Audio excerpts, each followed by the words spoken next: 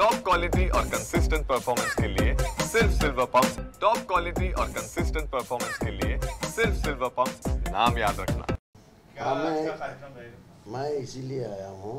मैं जहाँ भी इस तरह का फसाद होता है, हिंदू मुस्लिम होने दो, दलित दलित हो गए, तो मैं हमेशा बहुत सालों से मैं हमेशा वहाँ जाता हूँ और दोनों समाज को मिलके उसमें आपस में एक साथ में शांति निर्माण करने का काम करता हूँ। वैसा यहाँ आया। हालांकि हमारे प्रदेशाध्यक्ष जी ने एक जो कमेटी बनाई, उस कमेटी में मेरा नाम था, लेकिन जो मीटिंग हुई उसके मालूमात मुझे ठीक ढंग से मिली नहीं, इसलिए मुझे देर हो गया, लेकिन मैं तो आने वाला ही था।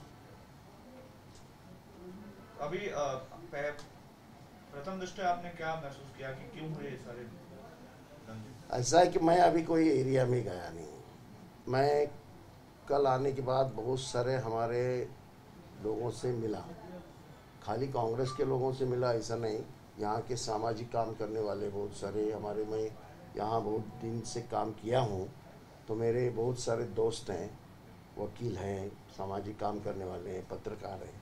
ऐसे लोगों से मेरी रात को 1-1:30 बजे तक बात हुई और उस पर से मालूम ये हुआ कि अभी शांति है और कोई बहुत बड़ा मामला नहीं हुआ था। बहुत सारे लोगों का कहना यह है कि पुलिस ने पहले ही थोड़ा सा सजग रही थी और जिन्होंने औरंगजेब का मज़ार बना के उसको जलाने का काम किया, उसमें एक जो चद्दर थी, हरी चद्दर, उसमें कलिमा लिखा हुआ था और ये जो हमेशा तुरबत के ऊपर डालते हैं, ऐसी वो चद्दर थी। उसको जलाए, उसको चप्पल से मारे बिरे, ऐसा तो थोड़े से मुसलमान भड़क गए, इससे वो ज़्यादा हुआ। हालांकि सुबह जब कहीं भी, मैं तो आंदोलन से आया हूँ, आप लोगों को मालूम है, और इस तरह के आंदोलन होते हैं तो जहाँ तक जलाने का बात है तो पुलिस कभी भी परमिशन नहीं देती। यहाँ पुलिस ने कैसी परमिशन दी मालूम नहीं, उसमें भी वो चद्दर डालने के लिए कैसी परमिशन दी वो मालूम नहीं। मेरे ख्याल से पुलिस अगर थोड़ी सजग रहती तो ये सारा मामला होता नहीं। तो भी मुस्लिम समाज ने जिस ढंग से रिएक्ट किया है वो भी ठीक बात है, समय नहीं समझा। उन्होंने करना बहुत ज़रूरी है। शांतिपूर्ण से गांधी जी के मार्ग से उसकी रिएक्शन वो दे सकते थे और वैसी ही देनी चाहिए, क्योंकि यहाँ मैंने जो देखा वो ऐसा है कि यहाँ हिंदू और मुसलमान डिवीज़न नहीं हो गई। मैं बहुत सारे फसादों में काम किया हूँ जहाँ ये बात देखता हूँ, लेकिन महाराष्ट्र में जहाँ जहाँ मैं जाता हूँ, वहाँ जहाँ भी गड़बड़ होती वो बहुत अच्छी बात है। एक यूपी बिहार में जिस ढंग से होता है वैसा यहाँ होता नहीं। तो ऐसा कुछ नहीं कि यहाँ का हिंदू मुसलमानों के खिलाफ बोलता है, मुसलमान यहाँ हिंदुओं के खिलाफ बोलता है, ऐसा कुछ नहीं। सारे लोग यहाँ थे और ये अभी मैं शब्द छल नहीं करना चाहता कि इससे और कुछ गड़बड़ी हो गई, लेकिन एक बात नागपुर की बात करके मैं तो महाराष्ट्र की बात करूँगा। मैं महाराष्ट्र का हूँ और महाराष्ट्र की बड़ी परंपरा ये है कि एक दूसरे के धर्म का बड़ा आदर करते हैं। जब हमारे इधर, मैं कोकण का हूँ, हमारे इधर पालकी निकलती है, आपके इधर ये रहता है क्या बोलते हैं, होली होती है, हमारे इधर होली भी होती है और पालकी निकलती है, ग्राम देवता की पालकी निकलती है। वो पालकी मुसलमानों के इलाके में भी जाती है और हम मुसलमान वहाँ वो बड़ा स्वागत करते हैं और वो सारी ग्राम देवता रहती है तो उसका आदरातिथ्य किया जाता है, ओटी भरना ऐसा बोलते हैं, वो भी किया जाता है। तो यही यहाँ भी ये परंपरा है। ईद मिलादुन नबी के वक्त जो ये निकलता है उसमें हिंदू समाज के लोग शामिल होते हैं, उनका स्वागत करते हैं।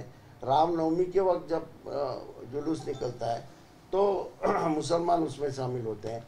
तो यहाँ ये गड़बड़ी है ऐसा मुझे लगता नहीं और आगे आने वाले गुड़ी पाड़वा है, उसमें बिल्कुल शांति से होगा, ये कोई सवाल नहीं। ये जो सारे जो धार्मिक ये धार्मिक त्यौहार सब जो है वो एक समाज के नहीं रहते। यहाँ की परंपरा ऐसी है कि यहाँ का मंदिर ये हिंदुओं का नहीं होता, यहाँ का मंदिर गांव वालों का होता है। सब लोगों को लगता है ये मेरा मंदिर है, हमारे गांव का मंदिर, ऐसा मुसलमान भी बोलेंगे। मस्जिद है, वो मस्जिद के बारे में बोलते वक्त हिंदू बोलेंगे हमारे गांव की मस्जिद, वो मुसलमानों की मस्जिद ऐसा नहीं बोलते। दरगाह को मानने वाले बहुत सारे लोग हैं। तो ये समाज में एकता है, वो तोड़ने का काम किसने नहीं करना चाहिए। मैं तो अपील करूंगा, ये गलत बात है। और जानबूझ के अभी सरकार जिस ढंग से कुछ लोगों को मदद भी करती है, जिन्होंने किया उनको कुछ नहीं होता, तो मेरे ख्याल से ये गलत रहनी चाहिए और अब एक सा आंखों से देखना चाहिए, वो होता नहीं। मेरे ख्याल से जिन्होंने सुबह जो पूछा उनके बहू वो सब छूट गए, और शाम को जिन्होंने किया वो शाम को भी किन्होंने किया, खाली मुसलमानों किया है ऐसी बात नहीं। उनको अंदर डालें, उसमें कुछ 18 साल के नीचे के बच्चे हैं, उनको तो रिहा करना चाहिए। उनको इस तरह से अंदर करना बिल्कुल गलत बात है, ऐसा मैं समझता हूँ। ये जो कल बुलडोजर एक्शन हुआ है आरोपियों के घर पर, उसको किस तरीके से देखते हैं? बिल्कुल गलत है। ऐसा है कि सुप्रीम कोर्ट का इसके बारे में कहना है कि उनको चांस देना चाहिए, उनको नोटिस देना चाहिए, उसके बाद क्या है दरअसल बात देखना चाहिए, उसके बाद जो कार्रवाई करना है वो करना चाहिए। कि बुलडोजर वगैरह चलाना ये यूपी के यहाँ राजनीति क्यों लोग लाते हैं मेरे ध्यान में मालूम नहीं। मैं यहाँ के राजनीति तज्ञ को लोगों को बताना चाहता हूँ, सरकार के लोगों को भी बताना चाहता हूँ, ये महाराष्ट्र है और ये शिवाजी महाराज का महाराष्ट्र है, ये शंभू महाराज का महाराष्ट्र है। यहाँ शिवाजी महाराज ने हमारे पुरखों को साथ में लिया था, औरंगजेब ने नहीं लिया था। हम औरंगजेब की तारीफ करने का सवाल ही नहीं। मेरे पुरखों को अगर किसने नज़दीक लिया था तो शिवाजी महाराज ने लिया था, सबको साथ में लेके उन्होंने राज किया था। वही शिवाजी महाराज के जिस तरीके से ये राज होना चाहिए, शाहू महाराज के तरीके से होना चाहिए, फुले अम्बेडकर साहब ने जो कहा है उस तरह से होना चाहिए। यहाँ की परंपरा अलग है, ये परंपरा ध्यान में रखनी चाहिए। यहाँ की परंपरा जातिवादी लोगों में दरार पैदा करने वाली परंपरा नहीं, और वो लोग ऐसी दरार पैदा करने देंगे नहीं, ऐसा मुझे लगता है। औरंगजेबाने शंभू महाराजांना ज्या पद्धतीने मारलं ही क्रूरता होती, त्याच्या भावाला पण त्याने मारलं। दारा शिकोला ज्या पद्धतीने मारले तसंच शंभू राजांना पण मारलं। पण शंभू महाराजांना मारण्याच्या संबंधामध्ये आदेश दिल्यानंतर त्याला कसं मारावं हे मनुस्मृतीप्रमाणे पंडित लोकांनी सांगितलं आणि त्याप्रमाणे मारला गेलाय। फडणवीस साहेब हे मान्य करतील का? वस्तुस्थिती तुम्ही अमान्य करून चालणार नाही। शिवाजी महाराजांचा अपमान सावरकरांनी केलेला आहे, आणि कोरटकर रोज बोलतो त्या कोरटकरांचा संबंध तुम्हाला तो कोरटकर मिळत नाही, म्हणजे मला फार आश्चर्य वाटतं की महाराष्ट्रातील पोलीस ही अटक झाली। म्हणजे तुम्ही चांगली बातमी दिली, इतके दिवस गेले त्याला अटक करण्यामध्ये, तो कोरटकर काही बोलतो। असं आहे, आमच्या डोक्यामध्ये शिवाजी महाराज हे आमचे नेते, आमचे राजे, ज्यांनी सगळ्यांना बरोबर घेऊन इथे राज्य निर्माण करण्याचं काम केलं, राष्ट्र निर्माण करण्याचं काम केलं, त्यांच्याबद्दलचा अनादर कोण नेमकं दाखवतं हे तुम्ही लोकांनी तपासून पाहिलं पाहिजे।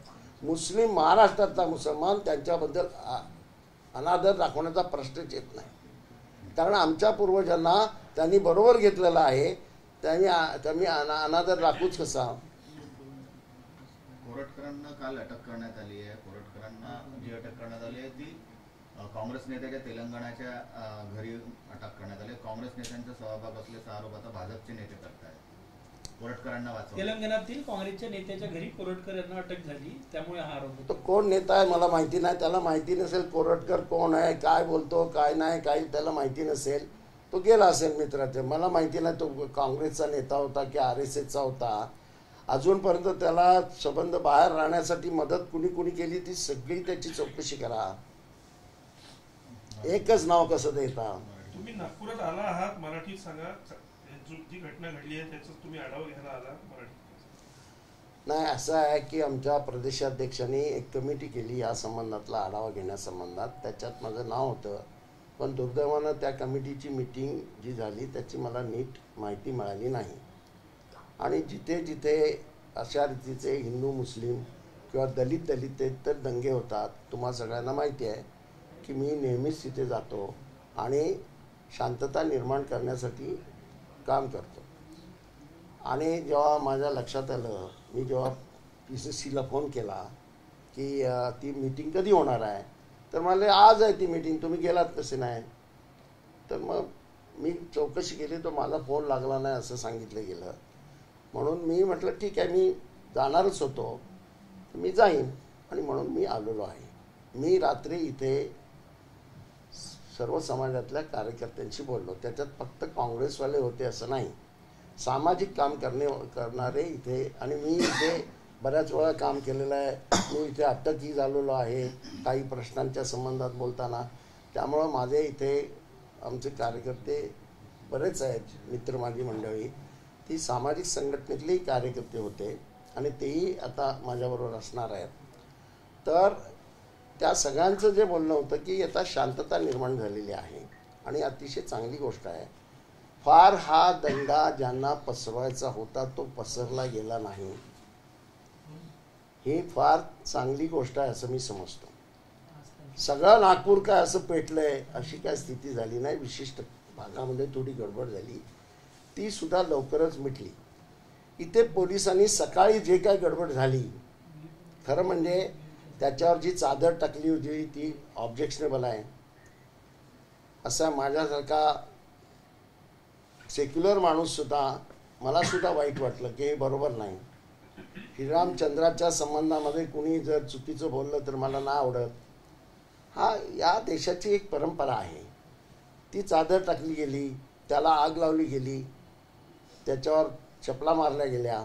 हे सगळं जे घडलं त्यावेळेला पोलीस काय करत होते? पोलिसांना इथे CCTV होते, काय होते, त्यांना का नाही अटक केली? त्यांना पहिल्यांदा करू कसं दिलं? हे कुठे ना कुठेतरी या संबंधामध्ये पोलिसांच्या मार्फत झालेली चूक आहे. पण त्याचा मी फार आता पोलिसांना दोष देत राहणार नाही, कारण आता ते हाताळतायत सिच्युएशन असं माझं मत आहे. त्याचा एक परिणाम पोलिसांना परत मुस्लिम लोक गेले असं त्यांनी मला लोकांनी सांगितलं. शिष्टमंडळ गेलं, त्यांनी सांगितलं हे लोक होते, तुम्ही यांच्यावर कारवाई करा. ती कारवाई झाली नाही आणि त्याच्यातून काही लोकांनी मुस्लिम तरुणांना भडकवण्याचा प्रयत्न केला. त्याच्यात हिंदू मुस्लिम थोडीशी आदाआपट झाली किंवा दंगल झाली, परंतु ती विशिष्ट मर्यादेच्या मध्ये पुढे गेली नाही. कारण इथे हिंदू मुसलमानांचे संबंध अतिशय चांगले आहेत. इथे जेव्हा मोठी मिरवणूक काढली जाते त्याच्यामध्ये हिंदू सामील होतात, त्यांचं आगत स्वागत केलं जातं. रामनवमीला जेव्हा हिंदू समाजाची मिरवणूक निघते तेव्हा मुस्लिम समाज सहभागी होतो. असं इथलं, आणि हे सगळ्या ठिकाणचंच आहे. माझ्या कोकणमध्ये तर पालखी आली की ती पहिल्यांदा मुस्लिम वाडीमध्ये येते. त्याला सगळ्या बायका, कारण त्या ग्रामदेवता आहेत सगळ्या, त्याचं मुस्लिम महिला उभ्या राहून त्याचं आगत स्वागत करतात, शिरणं हे देतात, काय ते त्यांची ओटी भरतात. ही जी परंपरा वडिलांनी आमच्या घालून दिलेली आहे, ती परंपरेला मुसलमानांनी त्याला ती तोडू नये आणि हिंदूंनीही तोडू नये. हे समाज एकत्र असला तरच समाजाची प्रगती होते, एवढंच मी तुम्हाला सांगेन. घटनास्थळावर जाणार आहात? हां, घटनास्थळी जाणार भेटी घेणार अशी माझी इच्छा आहे. आणि आता कर्फ्यू नसल्यामुळे मला जायला काय हरकत आहे असं मला वाटत नाही. मी सगळ्या ठिकाणी जातो. मी एक गोष्ट सांगेन की मी आग लावणारा माणूस नाही. तुम्हाला माझं कॅरेक्टर माहिती आहे. मी आगीचा बंब घेऊन जातो, पाण्याचा, आग विझवण्याचा. तर मी आता इथे काय नवीन आलो आहे असं नाही. जिथे जिथे घडतं तिथे तिथे मी गेलेलो आहे. त्यामुळं मी जाणार, लोकांशी बोलणार आणि लोकांना समजावून सांगणार की झालं, गोष्ट विसरा. आपली पुणे जुनी मैत्री आहे, संबंध आहेत, ते तोडू नका. सौहार्दाचं वातावरण इथे राहणं हे एकंदरच प्रगतीच्या दिशेनं आवश्यक आहे. ज्याप्रमाणे बुलडोजर कारवाई करण्यात आलेली आहे ती कुठपर्यंत तुम्हाला योग्य वाटते? सरकारने, कोर्टाने दुपारनंतर त्याला स्थगिती दिली, मात्र तोपर्यंत घर पूर्ण जमीनदोस्त करण्यात आले. मला असं वाटतं की यूपीचं जे राजकारण आहे अतिशय द्वेषाचं, ते राजकारण इथल्या सरकारने इथे महाराष्ट्रात आणू नये. बुलडोझर हे त्याचं एक सिम्बॉल आहे या तऱ्हेचं राजकारण करण्याचं. आणि मला असं वाटतं बुलडोझर या तऱ्हेने वापरला जाऊ नये.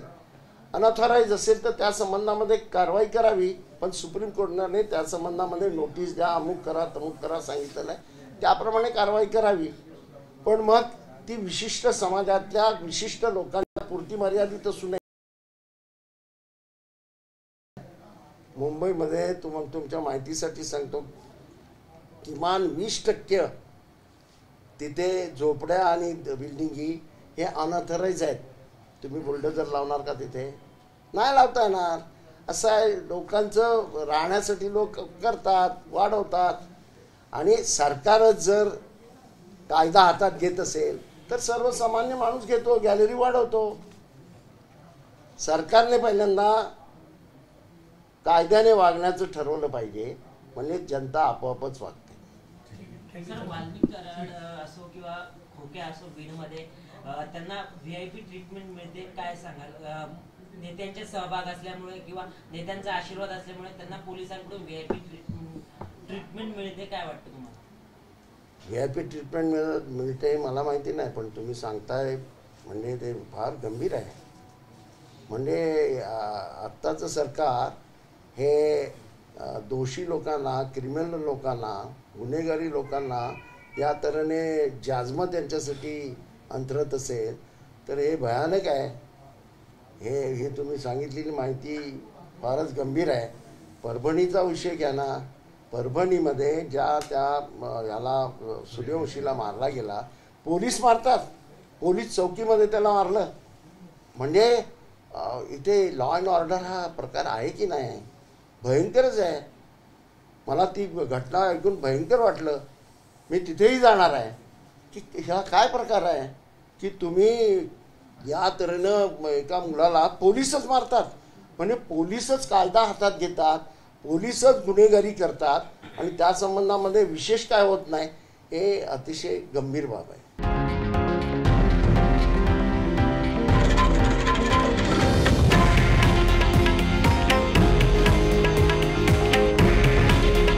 हे आहे देशातील नंबर 1 न्यूज नेटवर्क आणि आपण पाहत आहात TV9 मराठी.